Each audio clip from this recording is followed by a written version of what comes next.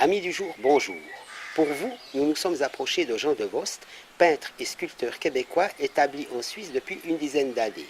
Nous nous trouvons d'ailleurs sur les marches de l'escalier menant à son atelier-galerie situé à une dizaine de mètres du port de Bevet. Et c'est d'ici que nous vous invitons à nous suivre dans cette rencontre d'exception.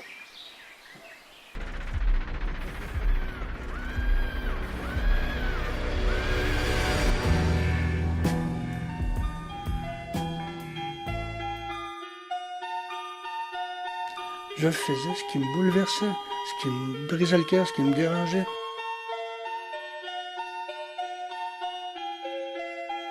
Je suis né aux îles de la Madeleine en 1948, d'un père pêcheur à l'époque, et puis bon, on était 5 enfants à la maison. Puis comme c'était difficile, c'était difficile de vivre de la pêche, et puis on avait une mère qui était une inquiéteuse. Elle a motivé mon père pour aller déménager sur la Grande Terre. Donc, ils ont vendu leur petite maison là-bas. Et puis, mon père est venu passer quelques mois, trouver une maison, trouver un boulot comme peintre en bâtiment. Donc, ça devenait plus sécurisant. Et puis, ma mère, j'en ai entendu parler souvent, hein, elle est partie avec ses 4 mômes, enceinte, avec tout le ménage. C'était un grand voyage à l'époque de 5 jours hein, par bateau. Et puis bon, on s'est installé tranquillement au Québec, comme ça. Alors, je peux dire que je suis arrivé vers l'âge de 4 ans. Et puis, ben là, c'était la petite école. Mais déjà, tout jeune, en deuxième, troisième année, je le savais déjà que c'était quelque chose qui m'intéressait, juste de par mon attitude. Hein. Moi, quand on me demandait ce que fait ton père dans la vie, ben, je disais, il est peintre. Mais je posais déjà le geste, pour moi c'était il est artiste peintre, alors je finissais par dire en bâtiment. Hein.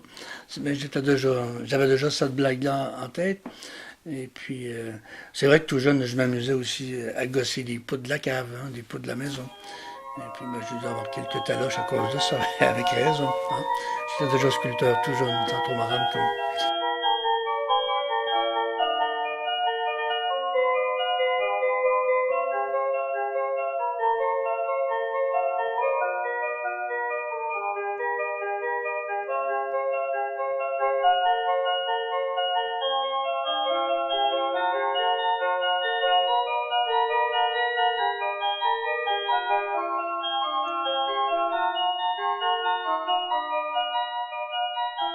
C'est toujours difficile quand on se dit on veut faire quelque chose, mais on ne le sait pas. Hein. Donc j'étais toujours dans l'école où je suivais de la peinture académique, puis je me disais tout le temps, c'est pas ça que je veux. Alors une fois, j'ai pris tout mon travail, j'ai tout déchiré. Et puis je me suis dit, je disais à ma prof, je veux plus qu'on touche à mes affaires, je veux pas qu'on me dise quoi faire. Mais elle me dit, c'est beau, parfait, mais fais ce que tu penses, fais-le. Hein? Et là, c'est devenu compliqué de faire ce que je pensais. Alors, j'y arrivais pas non plus. Je faisais des tentatives, mais je n'y arrivais pas bien. Alors, j'ai continué à faire du paysage. Je suis allé aux îles. J'ai fait des expositions pendant quelques années, 84, 85, 86, au musée, où j'ai très bien vendu. Mais tout ça faisait en sorte qu'il y avait une petite boule qui s'accumulait dans l'estomac.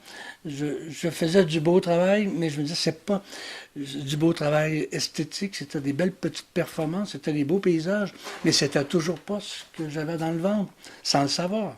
Ce que je souhaitais, c'était vraiment de dessiner, mais d'une façon libre.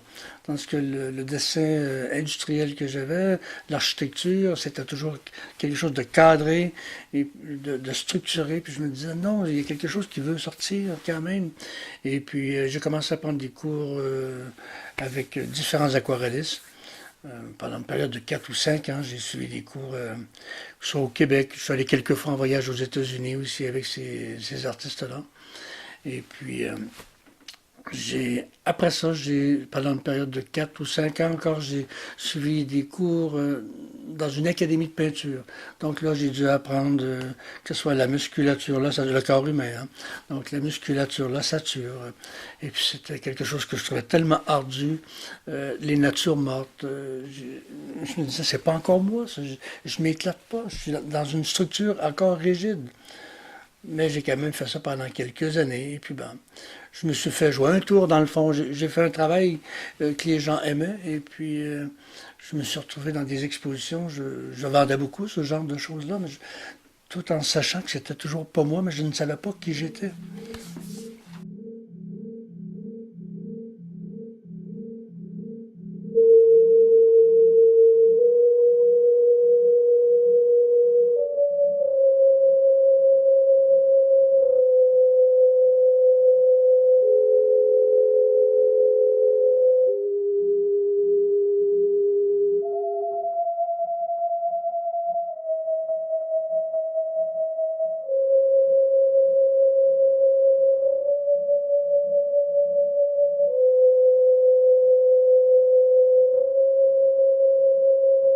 Puis toujours en suivant des cours, finalement je me suis inscrit à l'Université Laval dans le domaine des arts visuels.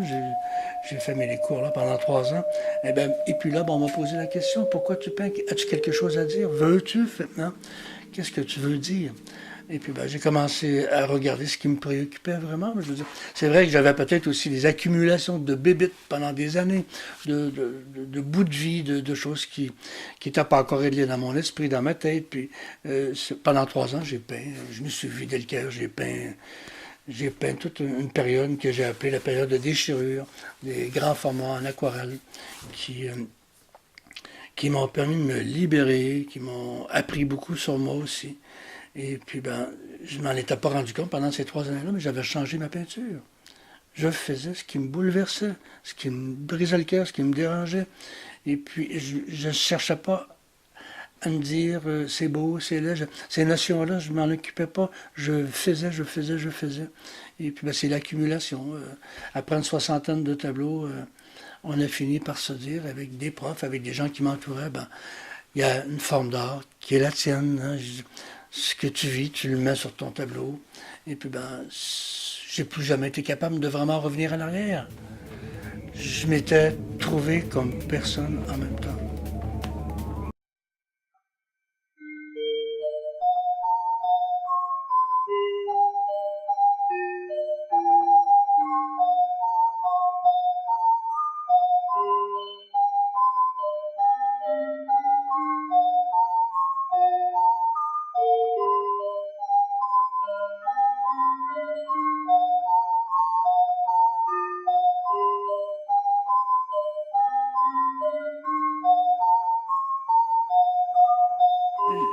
J'ai commencé à refaire des marines il y a une année et demie, mais c'était plus des naufrages, des tempêtes sur la mer, avec très peu de couleurs, beaucoup de blanc. Avant, j'étais beaucoup dans les noirs, je suis allé voir vraiment du côté des blancs, avec très peu de couleurs.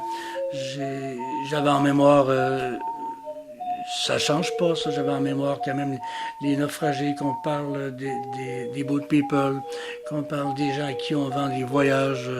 Euh, Pas des croisières, mais qu'on les embarque sur des petits bateaux, et puis sans savoir où ils vont vraiment se rendre, sans savoir s'ils vont arriver.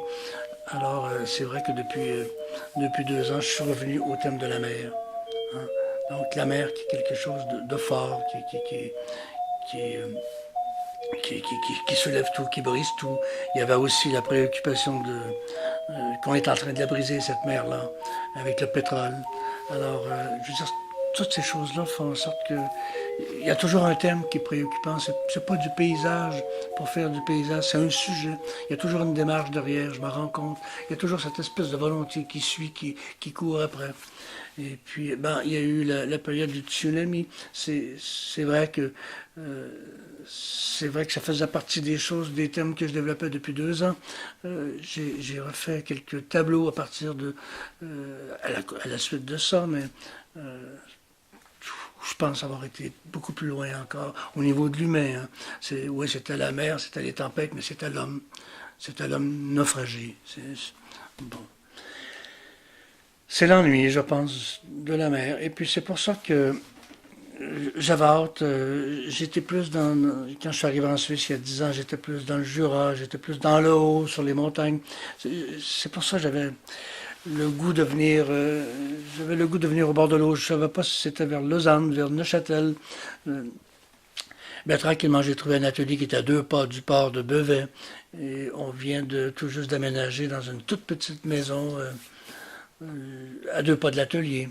Et puis, ben, je pense que tout ça, c'est la présence de l'eau qui est nécessaire. C'est mon côté insulaire qui est toujours vivant. J'ai besoin de voir l'eau, même s'il y a pour moi, l'eau, c'est des tempêtes, mais l'eau, c'est une façon de me ressourcer, de me calmer aussi, de me détendre. Quand je suis à la maison le soir, sur le petit balcon, j'aime donc voir l'eau, je redeviens rêveur, je repars avec beaucoup d'énergie. C'est ça, je pense que maintenant, je vis ma vie, là. C'est pas sur une île, mais les éléments que j'ai besoin sont autour de moi, là. J'ai pris une espèce de recul avec ce que je faisais avant. Avant, je voyais la performance des choses que je faisais. Je trouvais ça esthétiquement beau, je trouvais que c'était agréable. Ça rejoignait aussi, ça rejoignait ce que les gens aimaient. Je pense ça aimait une notion du beau qui est connue. Maintenant, ce que je fais, c'est un travail qui est beaucoup plus intime. Je ne cherche pas à ce que le sujet soit beau ni laid. Pour moi, c'est pas important. Bien souvent, les gens me disent on veut pas avoir ça sur les murs, c'est trop dur ce que tu fais. Moi, cette notion-là, je l'ai oubliée. Ce qui m'intéresse, c'est l'être, c'est le sujet, c'est le personnage, c'est l'événement, c'est le fond de l'histoire, c'est le thème que je travaille. Alors, la notion du beau, elle a changé. C'est pour ça que je suis peut-être passé du figuratif, ben c'est pour ça, c'est pas pour ça, mais je suis passé du figuratif à l'expressionnisme. Donc, un mouvement beaucoup plus libre, beaucoup plus rapide, qui me permet d'aller chercher des émotions sans le détail. C'est plutôt l'état d'âme du sujet qui m'intéresse. Alors, c'est vrai que je ne peux pas peindre ça tous les jours, parce que l'état d'âme, elle est pas là tout le temps. Elle est là quand il y a de l'accumulation d'événements d'énergie ou du mal-être, finalement. C'est dans ce temps-là que je travaille, que je peins, que je fais de la sculpture.